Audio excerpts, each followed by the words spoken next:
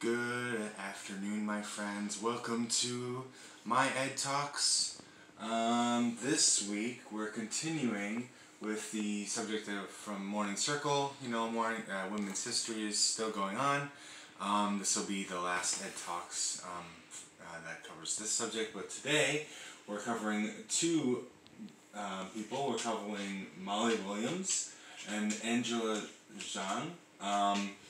Molly Williams, there's a picture of her, obviously from a long time ago. She was born in 1747 and died in 1821. We're going to read a little bit about both of them in this book called Shaking Things Up. 14 Young Women Who Changed the World. Obviously we're only going to do two, but let's get into it. So I'll read the book first and then I'll show you the pictures. Ready? Years passed in New York City streets. A blizzard whipped the air despite the heavy falling snow. A fire scorched the square. The steeples clanged the town alarm. Ding, ding, ding, ding. Boy runners spread the news, but firemen were sick in bed with influenza blues. Ugh, that's nasty. You don't want that.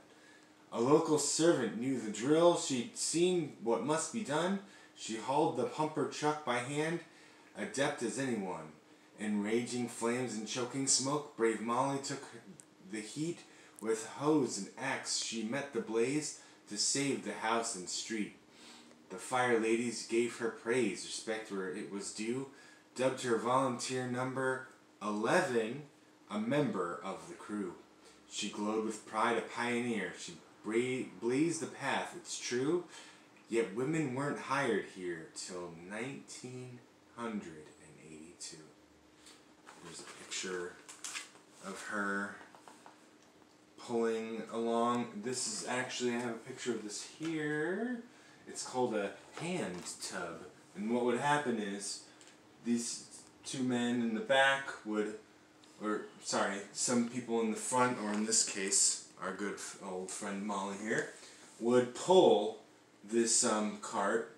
You got a little guy blowing his little horn. And when they got to the fire, this giant tub here is called a hand tub. It's full of water. And then these two guys in the back would pump that. And then out the hose comes the water, out goes the fire. And now the second person we'll be learning about today, she's actually obviously still very much alive with us today. Her name is Angela Zhang. She was born in 1994, so actually she's 5 years younger than even I am. Okay.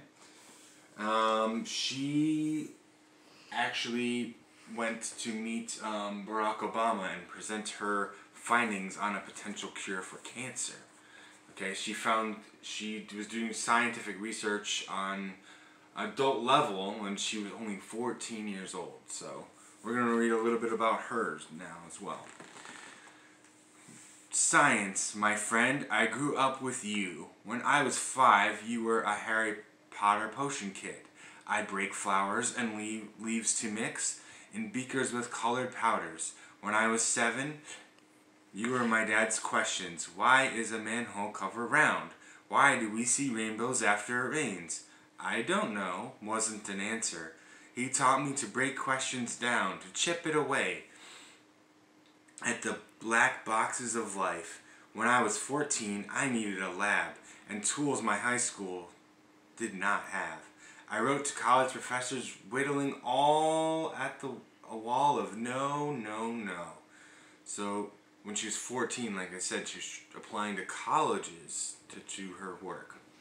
Till one day at Stanford, someone said, maybe, if you pass my test. What was the catch? Homework. Not so fun. Scientific papers to read. I highlighted the words I did not know, all with the prepositions. Then I remembered, break it down. I dissected the papers word by word. And when I was 15, success. I passed the test. At Stanford, I chipped away at the biggest black box of all, a cure for cancer. Science, You are both stone and chisel, and I, your willing apprentice, yearn to carve away life's mysteries as a sculptor chisels marble to find beauty inside. Born in 1994, she invented a nanoparticle, which is like so bitty, can't even really see it, that can detect cancer cells and deliver medicine without harming healthy ones. At 17, her work won her $100,000. I don't even know what that looks like. In the 2011-12 Simon's Competition in Math, Science, and Technology. And she won a trip to the White House in 2012.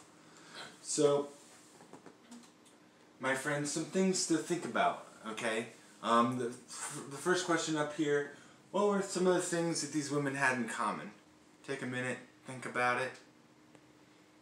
Okay, so for me, although they were literally over 100 years apart, and obviously completely different things, I think the biggest thing to take away from this is the fact that both of them, right, with Zhang, a lot of colleges were saying no, and with Molly, there was the adversity that, well, she was a slave during that time, so very much different problems, but they both said, you know what, I can do this, I know how to do it, and they proved the world that they could. So some much easier questions here. When Molly Williams was finished putting out the fire, the city of New York gave her a special number. Does anybody remember what that number was? I'll give you a hint. It was back on the first slide. If you rewind a little bit, you'll catch it.